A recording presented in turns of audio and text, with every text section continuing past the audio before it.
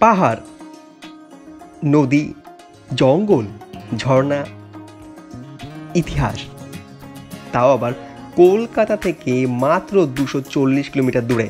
হ্যাঁ, পশ্চিমবঙ্গের পাশেই ঝাড়খণ্ড রাজ্যের ঘাটশিলা এমন একটি স্থান যেখানে এক রাত দুদিনের জন্য গেলে এই সকল স্বাদই পাবেন, তাও আবার মাথা পিছু মাত্র 1,500 টাকাতে।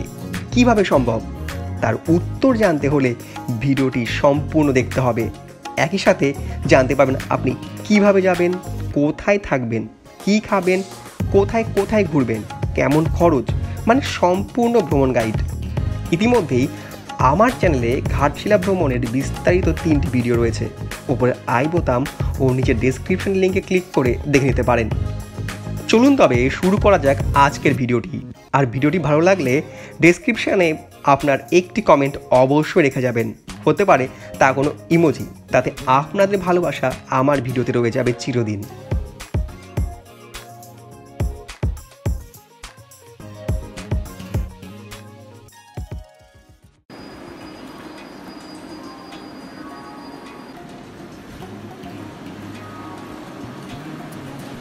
নমস্কার, আমি অভি। আমরা আবারও চলে এসেছি নতুন একটি ভিডিও। আর এই মুহূর্তে আমরা আছি বাঙালির পুরনো স্থান অর্থাৎ ঘাটশিলার উদ্দেশ্যে। আর আমরা 12021 হাওড়া বারবিল জনশতাব্দী এক্সপ্রেস রুটে পড়েছি। সকাল 6:20 এই ট্রেনটা ছাড়ে এবং পৌঁছাই 9:03। কলকাতা থেকে ঘাটশিলার দূরত্ব 238 কিলোমিটার মতো, আর ট্রেনে সময় লাগে 2 ঘন্টা 40 মিনিটের কাছাকাছি। দৈনিক ও সাপ্তাহিক বেশ কিছু ট্রেনে সরাসরি পৌঁছে যাওয়া যায় ঘাটশিলাতে। কোন ট্রেন কখন ছাড়ে তার লিস্ট ডেসক্রিপশানে এবং স্ক্রিনে দেওয়া থাকলো। এই পথে ট্রেনের ভাড়া মোটামুটি 2AC 135 টাকা, এসি চেয়ার কাটে 435 টাকা মতো, এসি 3 টায়ারে 555 টাকা ও এক্সিকিউটিভ চেয়ার কার এসি 965 টাকা মতো। তবে সব ট্রেনে সব রকম সিট নেই। আপনাদের প্রয়োজন মতো সিট বেছে তেমন ট্রেন সিলেক্ট করতে পারেন। তবে আমার মতে ভোরের দিকের ট্রেনে প্ল্যান করা সুবিধা হবে। সেক্ষেত্রে প্রথম দিনটি সাইট সিন শুরু করতে পারেন। অবশেষে ঘাটশিলা, এবং আমরা এই মুহূর্তে কিন্তু ঘাটশিলা স্টেশনে পৌঁছে গেছি। ঠিকঠাক টাইমে ট্রেন নেমেছে। এবার আমরা বাইরে বেরোবো এবং এখানে আমাদের রুমের কাছে যাব। আর ঘাটশিলা স্টেশনে কিন্তু আমাদের থাকার ব্যবস্থা হয়েছে।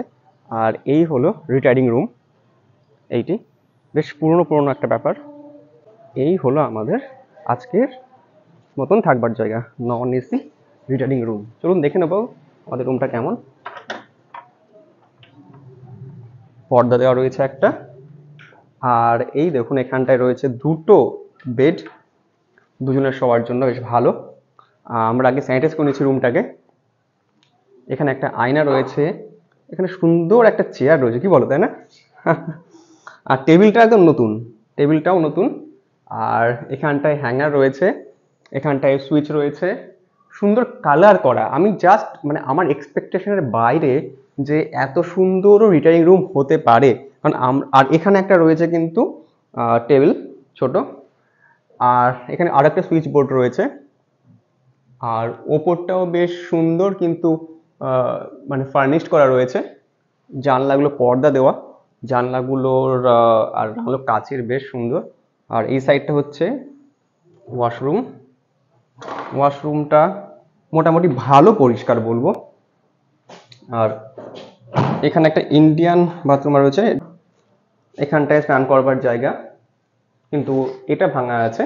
ঠিক আছে, এটাতে কাজ চালাতে হবে, কিন্তু এটা একটু অপরিষ্কার। একটা মগ কিনে তারপর স্নান করতে হবে। এই দিকটা একটা ব্যালকনি মতন রয়েছে, কিন্তু এটা বন্ধ করে রাখবো, মশা ঢুকবে, না হলে ইউজ করার জায়গা নেই আর কি। আর ওখানে একটা ডাস্টবিন রয়েছে, একটা পাপোশ রয়েছে। আর মেঝেটা কিন্তু টাইলস দেওয়া রয়েছে। আমরা এই রুমটা কত টাকায় পেয়েছি? এই রুমটা পেয়েছি আমরা মাত্র 225 টাকা হচ্ছে রুম রেন্ট ফর 24 আওয়ার্স। আর তার সঙ্গে কিছু ট্যাক্স মিলে 310 টাকা মতন এরকম দাঁড়িয়েছে। রিটায়ারিং রুম ছাড়াও ঘাটশিলাতে বেশ কিছু নানা দরের বেসরকারি হোটেল রিসর্ট রয়েছে। আপনারা চাইলে সেখানেও থাকতে পারেন। এছাড়াও রামকৃষ্ণ মঠের একটি শাখা রয়েছে ঘাটশিলাতে, যেখানে মাত্র 500 টাকার বিনিময়ে থাকা ও খাওয়ার ব্যবস্থা রয়েছে। স্ক্রিন ও ডিসক্রিপশনে দেওয়া মেল আইডিতে মেল করে বুকিং করতে পারেন এখানে। ফ্রেশ হয়ে আমরা বেরিয়ে পড়লাম সাইট সিনের জন্য। প্রথমেই বলি, আমরা দুদিনে কিছু মিক্সড পয়েন্ট ঘুরেছিলাম, যার জন্য 1500 টাকা ভাড়া লেগেছিল। আচ্ছা, স্টেশন থেকে বেরিয়েই এখানে রয়েছে অটো স্ট্যান্ড। আপনারা অটো স্ট্যান্ডে এসে কিন্তু সাইট সিনের জন্য কিন্তু অটো বুক করতে পারেন। এই হলো ট্যারিফ যা যা আছে এখানে। কিন্তু মোট 14টা লোকেশন আছে দুদিনের জন্য। এই সাইটটা টোটাল কমপ্লিট করতে 1400 টাকা, আর এই সাইটটার জন্য আছে 1500 টাকা। আর এইগুলো কিন্তু আপনারা যদি চান তাহলে কিন্তু মিক্সও করে নিতে পারেন। টুকটাক একটু আধটু বার্গেনিং হয়, তো বার্গেনিং করে কিন্তু রেট ফিক্স করতে পারেন। আর এখানে সব হোটেলের নামগুলো আছে, আর হোটেলের ড্রপিং এর জন্য যে অ্যামাউন্টটা সেটাও কিন্তু এখানে দিয়ে দেওয়া আছে। সাইট সিনে বেরোনোর আগে স্টেশনের সামনে থেকে ছোলে ভাটুরে ও মশলা ধোসা দিয়ে ব্রেকফাস্ট সেরেছিলাম। আমাদের বিল হয়েছিল 40+40 মাত্র 80 টাকা। সত্যি বলতে এত কম দামে এত ভালো ও সুস্বাদু খাবার সত্যি মুগ্ধ হয়েছিলাম।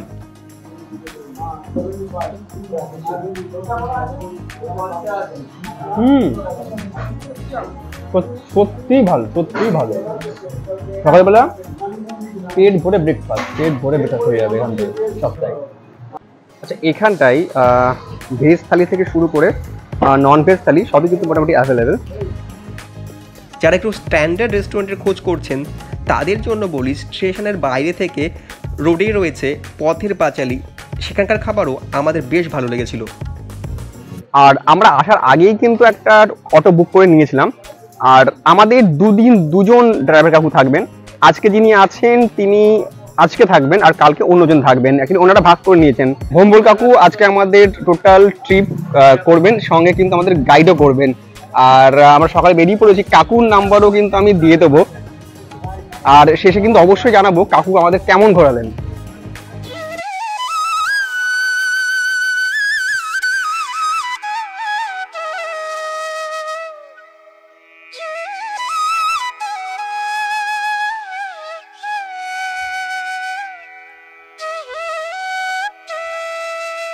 যাবার পথেই এখানে অটো দাঁড় করানো হলো, কাকু দাঁড় করালো আর কি। এই বাড়িটা দেখালো আমাদেরকে, এবং কি সুন্দর সাজানো গোছানো একটা আদিবাসী একটা বাড়ি। জাস্ট দেখুন, এখানটাই মানে পুরো পরিষ্কার, পুরো একদম মানে ল্যাপা পোচা, খুব সুন্দর কালার করা। আর এখানটায় কিন্তু মানে সেই যে একটা মাটির ছোঁয়া সেটা কিন্তু এখানে পাওয়া যাচ্ছে। আমার খুব ভালো লাগছে দরজাটা দেখি, আর কালারটা একদম পুরো নিচে। আমাদের বাড়িতে বোধহয় এত পরিষ্কার থাকে না। আর এখানটাতে রান্না হচ্ছে বোধহয়, নাকি না সরি, ধান সিদ্ধ হচ্ছে। আর দিদি ওখানে ধান সিদ্ধ করছে। ওদিকটা মন্দির।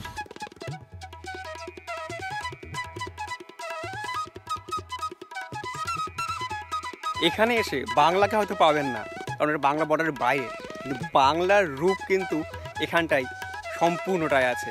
হয়তো এটা মনে হচ্ছে বাংলারই একটা অংশ। পূর্বে তাই তো ছিল, তাই জন্য হয়তো সেই কালচারটা, সেই ছবিটা এখনও আছে। দেখুন একবার দূরে দেখুন, ওখানটায় মায়েরা দিদিরা কিন্তু ধান কাটছে, আর পেছনে রয়েছে পাহাড়। এই চিত্র কিন্তু অসাধারণ, জাস্ট অসাধারণ, জাস্ট ভাবা যায় না।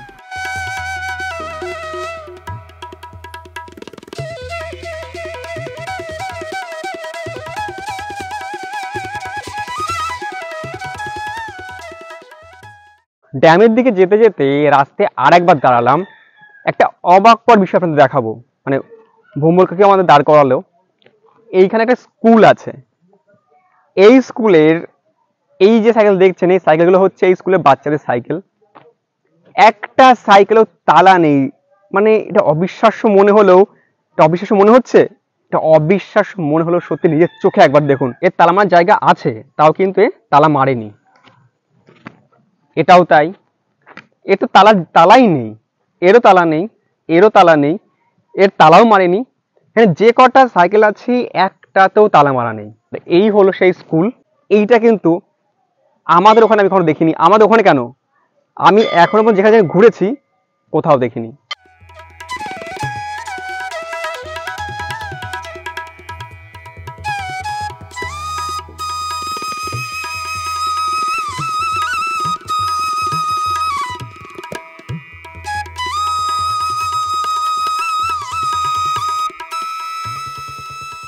আমরা এই মুহূর্তে আছি ধারাগিরি ওয়াটারফলসের রাস্তাতে এবং যাবার পথ আমরা দাঁড়িয়েছি এখানটাতে। দেখতে পাচ্ছেন এখানে কিন্তু পাহাড়কে পুরো মানে এখানটায় খাঁজ কেটে কেটে কেটে রাস্তা তৈরি করা এবং সেই যে পাহাড়ের যে কাটার অংশ সেটা কিন্তু এখানে রয়ে গেছে। এখানে শুনলাম যে ধস নামে, এদিকে ধস ধস হ্যাঁ, তো ধস নেমেওছে, তো যার জন্য কিন্তু বর্ষাকালটা মানে একটু রিস্কি, যদিও যেমন পাহাড় যেমনি হয় আমাদের উত্তরবঙ্গে সেরকম নয়, তবুও একটু রিস্কি। এই রাস্তাটা যে মোড়টা আসছে তার ল্যান্ডস্কেপ ভিউ প্লাস এই রাস্তার সৌন্দর্য কিন্তু অসাধারণ। ওপরে দেখা যাচ্ছে পাহাড় আর নিচ বরাবর রাস্তাটা আসতেই উঠে গেছে। মোট কিন্তু আমরা যেখান থেকে এলাম মোট 4টে পাহাড় এইভাবে ক্রস করব, তারপর কিন্তু পৌঁছাবো আমরা সেই ড্যামে।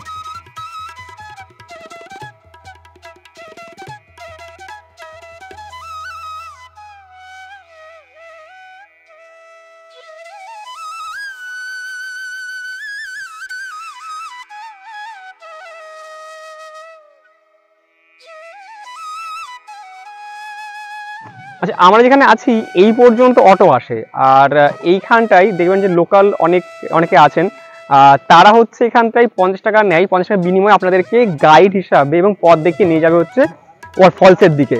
তো আজকে আমাদের সঙ্গে এই ছোট ভাইটা আছে, ও আমাদেরকে নিয়ে যাবে ওই ফলসের ওখানটাতে।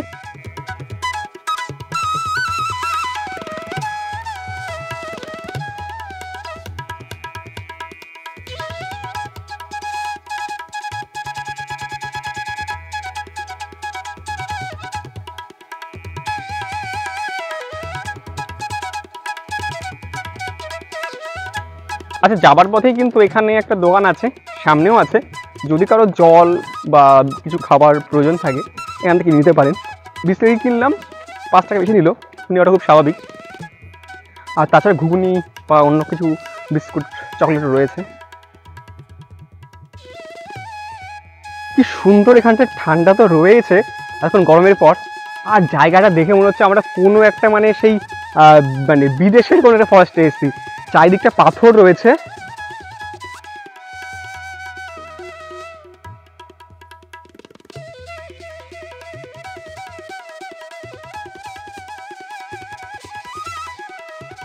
পার্সোনালি আমি রেকমেন্ড করছি, একটু কষ্ট হবে, মানে যারা ইয়াং তাদের প্রবলেম নেই, বাট যাদের একটু পায়ে ব্যথা, একটু বয়স্ক, তাদের একটু কষ্ট হবে। এটা পাহাড়ের মতো অতটাও খারাপ নয়, একটু আস্তে আস্তে আসলে কিন্তু বয়স্করাও পারবে যদি পায়ে ব্যথা না থাকে, আমার মায়ের মতো।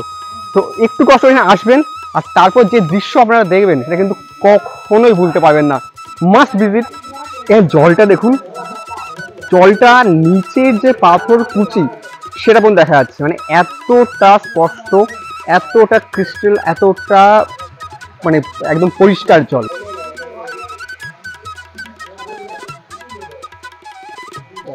দারুণ দারুণ, সার্থক, মানে এতটা হেঁটে এসছি, এটা সার্থক। ধারাগিরি ওয়াটারফলস থেকে এবার আমরা এগিয়ে চললাম বুরুডি লেকের দিকে। আর ততক্ষণে দুপুরের খাবারের সময় হয়ে এসেছিল। খিদেতে থাকতে না পেরে ঢুমারলাম এখানকার এক আদিবাসীর হোটেলে। ভোম্বল কাকু মানে আমাদের ড্রাইভার কাকু আগে থেকেই খাবারের অর্ডার দিয়ে দিয়েছিলেন। তারপর আমার জন্য দেশি মুরগির ঝোল ও রিম্পার জন্য মাছ সহকারে সেরে নিলাম আমাদের ভোজন পর্ব। টেস্ট কেমন? মোটামুটি এইগুলো যেটুকু খেলে বাড়ির মতনই বলো বেশ। আর আমার জন্য আমি দেশি মুরগি নিয়েছি। যদি বলা যায় তোমার কি খাবার চাই, আমি একটা কথাই বলবো, দেশি মুরগি আর ভাত আর একটু লেবু, সেটাই পেয়েছি এখানটায়।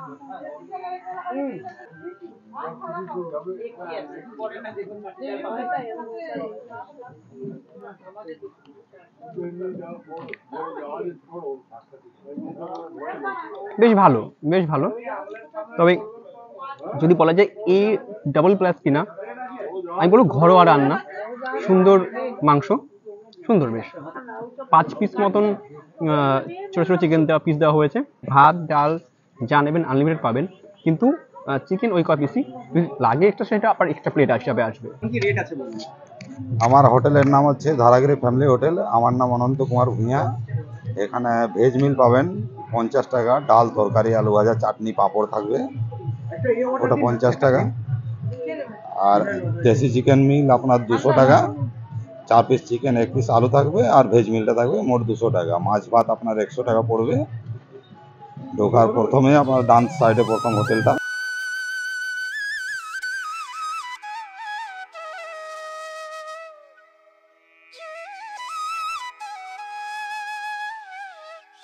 বেটার হয় যদি আপনারা যখন ধারাগিরি ফলসের দিকে যাচ্ছেন তখন খাবারের অর্ডার দিয়ে গেলেন, তারপরে এসেই খেয়ে নিন, কারণ ওখান থেকে ফিরে আসার পথে খিদে পাবে। খাওয়া দাওয়া করে তারপর লেক এখানে আসুন, দেখতে ভালো লাগে, মানে ঘুরুন ফিরুন দেখুন, আর চাইলে বোটিংও করুন।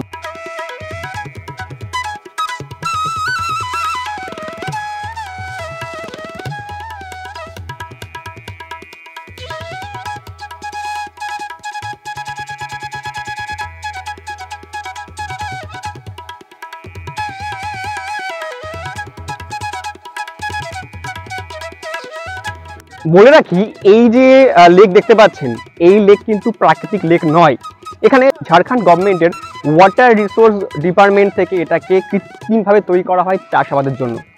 এই সাইডে একটা ড্যাম রয়েছে এবং এই সাইডে ড্যাম রয়েছে, এবং এই দুটো ড্যামের মাঝখানে কিন্তু, অর্থাৎ দুটো লক গেটের মাঝখানে সৃষ্ট এই কৃত্রিমভাবে সৃষ্ট এই লেক কিন্তু কৃষিকাজের জন্য ব্যবহার করা হয়। আর এখন সেটা কিন্তু পর্যটনের অন্যতম একটা স্থান, অর্থাৎ পর্যটকরা কিন্তু এর যে প্রাকৃতিক সৌন্দর্য, অর্থাৎ পাহাড়ের সঙ্গে যে লেকের যে একটা প্রাকৃতিক সৌন্দর্য, তার টানে কিন্তু এখানে চলে আসেন। আর যারা এখানটায় বোটিং করতে চান তাদের জন্য বলে রাখি, এখানটায় 100 টাকার বিনিময়ে, অর্থাৎ পার হেড 100 টাকার বিনিময়ে বোটিং করতে পারবেন। আর তার জন্য কিন্তু সকাল 7টা-8টা থেকে শুরু করে বিকাল 4:30 পর্যন্ত বোটিং করতে পারবেন। আর 6 মাসের জন্য এই বোটিং থাকে, অর্থাৎ নভেম্বর থেকে শুরু হয় এপ্রিল পর্যন্ত, এই 6 মাসের মধ্যে বোটিং চলে। আরেকটা বিষয় জানিয়ে দিই, এই যে বুরুডি লেক আমরা বলি, এটা কিন্তু এই লেকের আসল নাম, অর্থাৎ গভর্নমেন্টের যে মানচিত্র সেটা কিন্তু নাম আছে মুরাহির লেক। তো মুরাহির লেক কিন্তু মানে লোকমুখে এখন বুরুডি ড্যাম নামে পরিচিত।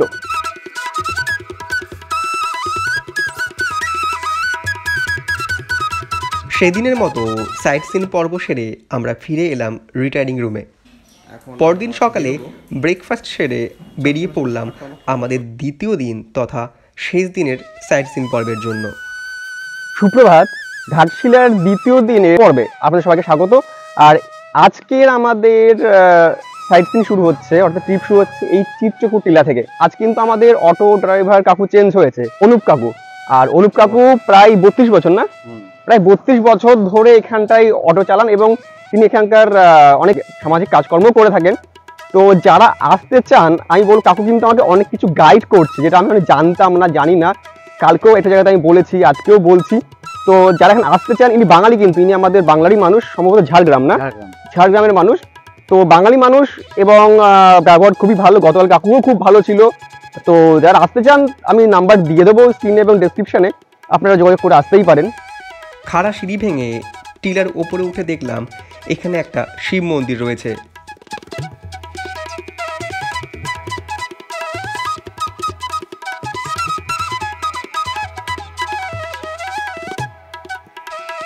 এখানকার মন্দিরের যে বিশেষত্ব সেটা হচ্ছে যে এখানে মন্দিরের মানে শিবের যে লিঙ্গ, তার পেছনে রয়েছে একটা উইয়ের ঢিবি, যেটা কিন্তু দেখতে অনেকটা শিবলিঙ্গের মতন। হঠাৎ করে কিন্তু মনে হচ্ছিল যেন পেছনের ওটাই যেন শিবলিঙ্গ, কিন্তু ওটা নয়, এটা উইয়ের ঢিবি। আর রয়েছে একটা ভিউ পয়েন্ট, যেখান থেকে অদূরের রেল লাইন ও ঘাটশিলা ও তার আশেপাশের অঞ্চলের একটা ভিউ পাওয়া যায়। আচ্ছা, আমরা যখন মন্দির থেকে ফিরে আসলাম তখন আমাদের অটো কাকু একটা বিষয় দেখালো, রাস্তা থেকে তুললো, ওইখান থেকে তুললো। সেটা হচ্ছে যে, কাকু বলুন তো।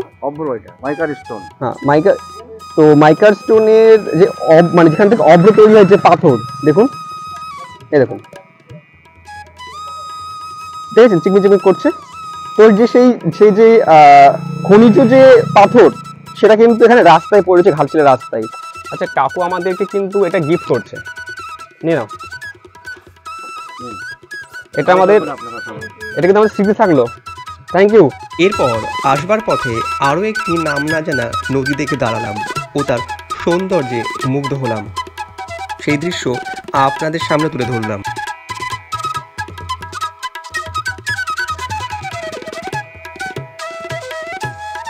এই যে প্রাচীর দেখছেন, ওখানে শুরু হচ্ছে, এই প্রাচীর দিয়ে শেষ হচ্ছে ওই পর্যন্ত। এই টোটাল যে এরিয়াটা, এটা হচ্ছে ঘাটশিলার যে শেষ রাজা জগদীশচন্দ্র ধবলদেবের বাসস্থান ছিল, অর্থাৎ রাজবাড়ি ছিল। এবং এটি কিন্তু এখন পরিত্যক্ত অবস্থায় পড়ে আছে এবং গভর্নমেন্টের আন্ডারে আছে। সংস্কার কাজের জন্য এটা বন্ধ আছে আপাতত। ভেতরে প্রবেশ করলে করা যায়, কিন্তু সেটা কতটা কি সেটা জানা নেই। তো যারা আসবেন এর সাথে ক্রস করবেন, তো যাওয়ার সময় কিন্তু একবার এই জায়গাটা ভিজিট করতে পারেন। আর সানসেট পয়েন্ট অর্থাৎ সুবর্ণরেখা নদীর যে সানসেট পয়েন্ট, সেখানে যেতে গিয়েই কিন্তু এই রাজবাড়িটা পড়ে। অনেকে হয়তো অজান্তে এইখান থেকে ক্রস করেও যান। তো যারা আমার ভিডিও দেখলেন তারা এই ছবিটা মাথায় রাখুন, তারা কিন্তু এইখানে এসে একবার এটা দেখতে পারেন।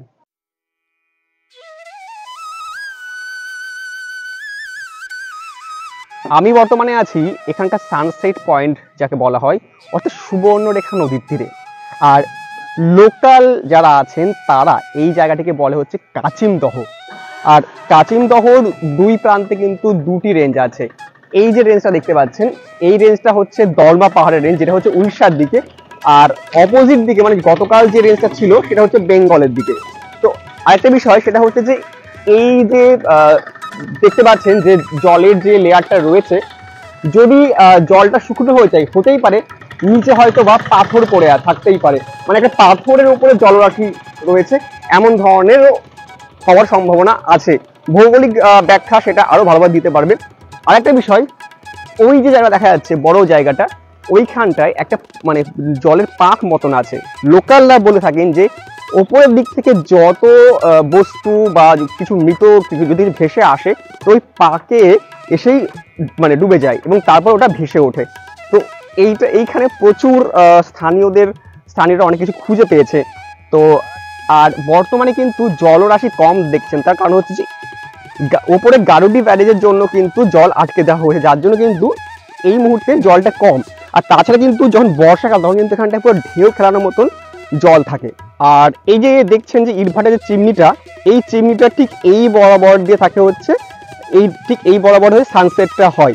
তো সেই সময় কিন্তু আমি দেখতে পারলাম না, আপনাদের দেখাতেও পারলাম না, কিন্তু আশা রাখবো এই যে পাথুরে নদী, এই পাথুরে নদীর এবং দলমা পাহাড়ের রেঞ্জ দিয়ে সূর্য ডুবে যাচ্ছে, রক্তিম সূর্য, আকাশটা আবির মাখা হয়ে আছে, সেই দৃশ্য যে কত সুন্দর হতে পারে আশা রাখবো পরের বারে এসে নিজেও দেখবো, আপনাদেরকে দেখাবো।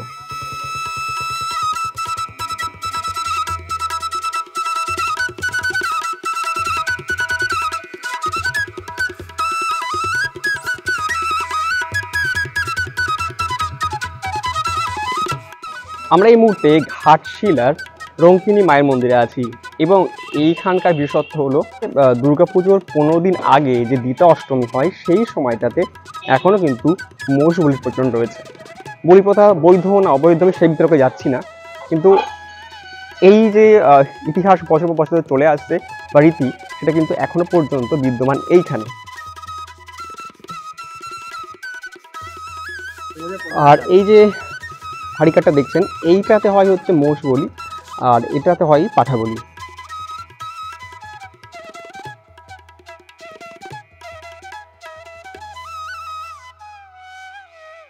পুজো দিয়ে আসলো, কতক্ষণ লাগবে? সময় লাগলো না না, খুব ভালো করে একদম গোত্র ফোত্র দিয়ে সব নাম ফাম জিজ্ঞেস করে পুজো দিয়ে দিচ্ছে। অঞ্জলিও দিদা সাইডে দিয়ে দিচ্ছে। অঞ্জলি দেওয়া যাচ্ছে? হ্যাঁ, খুব ভালো একদম। আচ্ছা।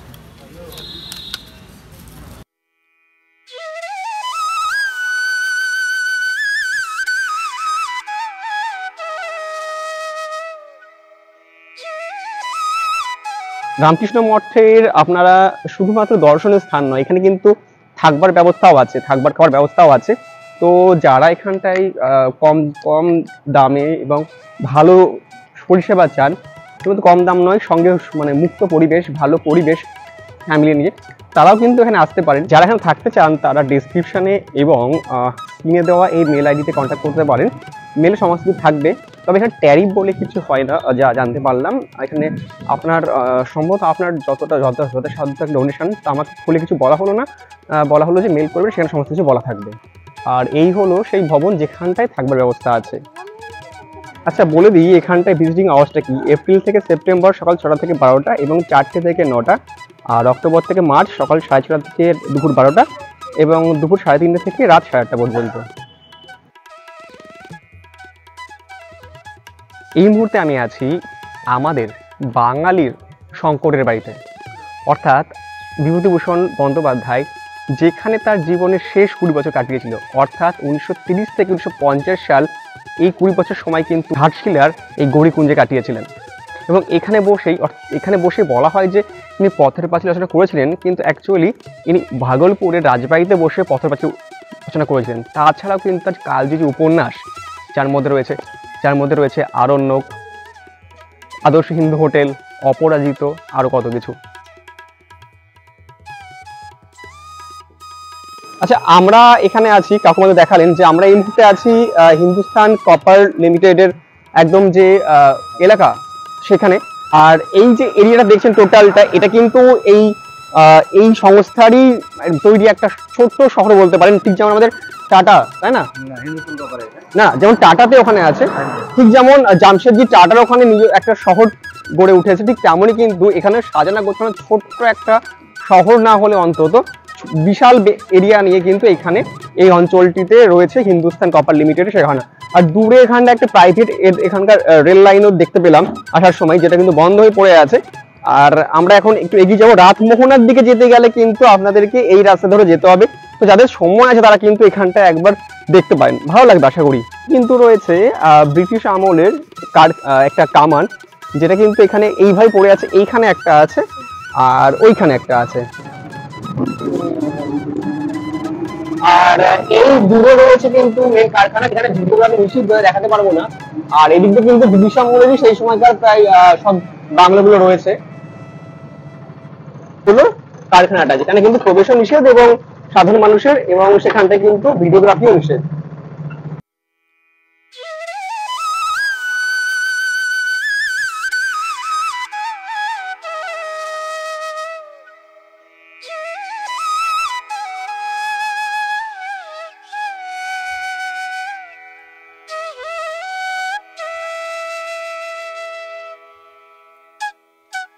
আমি এখানে দাঁড়িয়ে আছি, এই জায়গাটাকে বলা হয় রাতমোহনা। এবার কথা হচ্ছে যে রাতমোহনা সাইড সিন আসি, দেখি, চলে যাই, কিন্তু একে রাতমোহনা কেন বলা হয়?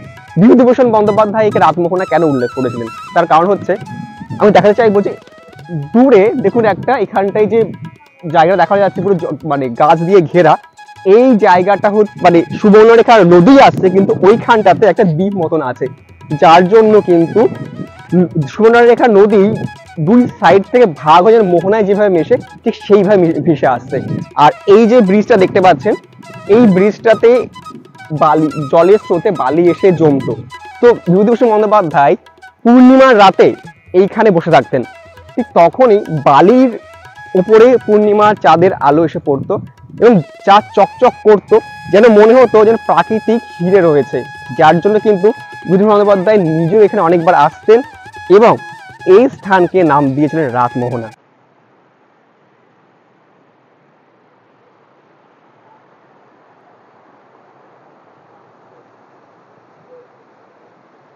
আর এই যে ব্রিজটা দেখতে পাচ্ছেন, এই ব্রিজটা কিন্তু ব্রিটিশ আমলের তৈরি ব্রিজ, এবং এইখানটায় ব্রিজটা ভেঙে যাওয়ার পরে কিন্তু এই পুরো যে ব্রিজটা দেখছেন, এই ব্রিজটা তৈরি করেছিল ওই কোম্পানি।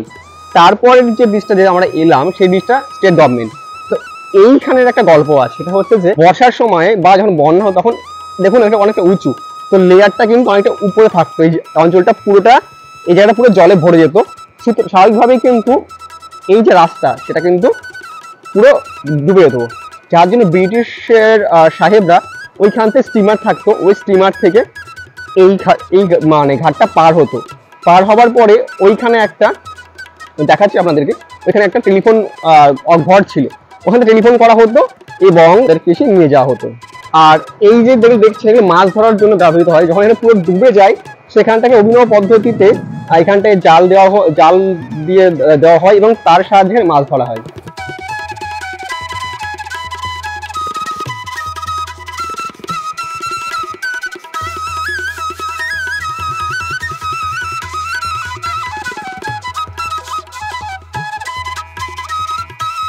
আচ্ছা, আমরা এই মুহূর্তে যাচ্ছি ফুলডুঙ্গি টিলাতে, এবং এখানে ওঠার জন্য কিন্তু আপনাকে একটু খাড়া পথে উঠতে হবে, আর ওখানটায় গিয়ে বাকিটা বলছি। চলুন, যাবার সময় যে প্রকৃতিক সৌন্দর্য আর পাখির ডাক, সেটা একটু অনুভব করি, আপনাদের করার চেষ্টা করি। এই রাস্তাটা কিন্তু বেশ চড়াই, উনি কিন্তু এটুকু উঠে আমাকে দাঁড়াতে বললো, না প্রয়োজন শরীর বুঝে তারপর, মানে আমার শরীর দিচ্ছে না আমাকে উঠতে হবে, আমি সেটা বিশ্বাসী নই, শরীর যেটুকু দেয় সেটুকুই। আমরা রাস্তা ভুল করেছি কেমন, ও চলে গেছে ওই দিকটাতে, এই যে মেন রাস্তা এখান থেকে উঠে কিন্তু আমরা দুটো রাস্তা গেলাম, একটা ডান দিকে গেছে একটা বাঁ দিকে গেছে, তো ডান দিকে রাস্তা বরাবর উঠে যেতে হবে।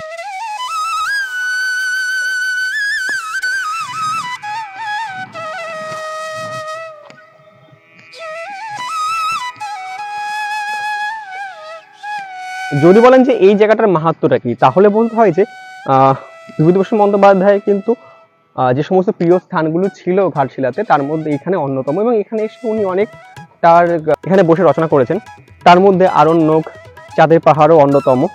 এবার চাঁদের পাহাড় যেখানে সেখানে বলে চাঁদের পাহাড় এখানে লেখা হয়েছিল, এবার কথা হচ্ছে যে চাঁদের পাহাড় অ্যাকচুয়ালি কোথায় লেখা হয়েছে বসে লেখা সম্পূর্ণটা সেটা বলাটা মুশকিল, বা যারা জানেন তারা বলতে পারবেন। হতে পারে যে একটা উপন্যাস তো বহুদিন ধরে চলে, হয়তো এক একটা জায়গাতে বসে এক একটা হয়তো স্থান লিখেছে, তবে এখানে বসে আরণ্যক লেখার জন্য একদম অ্যাপ্রোপ্রিয়েট জায়গা। পুরো চারিদিকে জঙ্গল রয়েছে শাল গাছের, আর দূরে দেখা যাচ্ছে পাহাড়ে টিলা, যখন সম্ভবত এখানটায় একটু পরিষ্কার ছিল হয়তোবা দূরের যে প্রাকৃতিক সৌন্দর্য, এবং এখন এখানটায় যদি নর্মাল চোখে দেখা যায় তাহলে কিন্তু মানে পুরোটা দেখা যাবে না, মানে গাছ আটকে যাচ্ছে, কিন্তু যদি এখানে গাছটা না থাকতো এই জায়গাগুলো তাহলে কিন্তু এই জায়গা একটা মনে হিল টপ মতন একটা জায়গা, তো এখানে দাঁড়িয়ে কিন্তু অনেকটাই মানে ঘাটশিলার অনেকটা অংশ দেখা যাবে। আর সেখানটায় জঙ্গলের মাঝখানে বসে এখানটায় সেই সময়কার দিনে সে সময় দিন কেন নির্জন যদি হতো, যে গাড়ির শব্দ না হতো, তাহলে কিন্তু যাদের মানে আপনিও এখানে বসে নিজের ধ্যানে মগ্ন হতে পারতেন। এইখানটায় বর্তমানে সাউথ মানে এখানকার আদিবাসী যারা এখানটায় শারুল পরব উদযাপন করে দোল পূর্ণিমার দিনে, দেখতে পাচ্ছেন এই জায়গাটা, তারা তারা তো প্রকৃতি প্রেমী না, তারা তারা তো প্রকৃতি পূজারী, তাই এই শাল গাছকে তারা পুজো করে দোল পূর্ণিমার দিন, এবং এখানটাই সেখানে একটা উৎসব পালিত হয়। যারা ওই সময় আসবেন তারা কিন্তু অবশ্যই এখানে আসবেন তাদের এই উৎসবটা দেখার জন্য। কিছু কথা বলতে চাই, ঘাটশিলা থেকে আজকে আমি এখন এই মুহূর্তে রিটার্ন করছি, তো এই সময় আমি জাস্ট বাইরে বসেই চা খাচ্ছিলাম, সেখান থেকে মুখ করে চেয়ে একটা কথা আমি অ্যাড করতে, এটা আমার সম্পূর্ণ ব্যক্তিগত মতামত, সেটা হচ্ছে যে দেশের তো বেশ কিছু জায়গাতেই ঘুরে ফেললাম, মানে অনেক জায়গাতে কী হয়েছে, চলে যাচ্ছি আবার কবে আসবো এখানে ঘুরতে, রিটার্ন কবে আসবো এইটা মনে হয়। বিশ্বাস করুন ঘাটশিলাতে এসে এটা মনে হয়েছে আমার, এখানে কি থেকে যাওয়া যেত না, মানে অন্তত কিছুদিন, মানে ঘোরার জন্য নয়, সাইট সিনের জন্য নয়, এখানে বসে মাসখানেক 2 মাস 6 মাস, তারপরে হয়তো বাড়ির কথা মনে পড়বেই, কিন্তু যেন অনেক জমে আছে মনে, মানে লেখার জন্য, কাজ করার জন্য, মানে কাজ করবার জন্য যদি, বা নিজের কাজ, বা যদি নিজের কর্মস্থানের কাজও হয়, মানে এইখানটায় বসে করবার জন্য কিন্তু আদর্শ জায়গা। এখন বুঝতে পারছি বিভূতিভূষণ বন্দ্যোপাধ্যায় কেন একের পর এক কালজয়ী উপন্যাস লিখে গেছেন এই জায়গায় ঘিরে, কেন আগেকার দিনের ডাক্তাররা মানে প্রেসক্রাইব করতেন এক প্রকার যেখানে আসবার জন্য, এখন বুঝতে পারছি। আসবেন, ভালো লাগবে। এই ছিল আমার ঘাটশিলা ভ্রমণের বৃত্তান্ত। কেমন লাগলো এই অজানা বা জানা চেনাও এই ঘাটশিলাকে জানাতে কিন্তু ভুলবেন না। আপনাদের কমেন্ট আমাকে উদ্বুদ্ধ করে, সামনাসামনি অনেকের সঙ্গে দেখা হয়, তারা তখন বলে তোমার এটা ভালো এটা খারাপ বা কিছু, তো আপনাদের যা যা মন্তব্য সেটা যদি কমেন্টও মাঝে মধ্যে করেন, বুঝতে পারি যে এতগুলো মানুষের ভালোবাসা আমি পাচ্ছি। অবশ্যই আপনাদের ভালোবাসা না পেলে কিন্তু এটুকু করতে পারতাম না, যেটুকু ভিউ হয় সেটুকুতেই, যেটুকু মানুষ অ্যাপ্রিসিয়েট করে তাতেই আমার মানে নেক্সট কাজের জন্য উদ্বুদ্ধ হতে থাকি। তাই বলছি যে অবশ্যই আমাদের সঙ্গে থাকবেন, চ্যানেলটিকে সাবস্ক্রাইব করবেন, ভিডিওটা ভালো লাগলে লাইক করবেন, আর সঙ্গে থাকবেন। দেখা হবে পরবর্তী ভিডিওতে।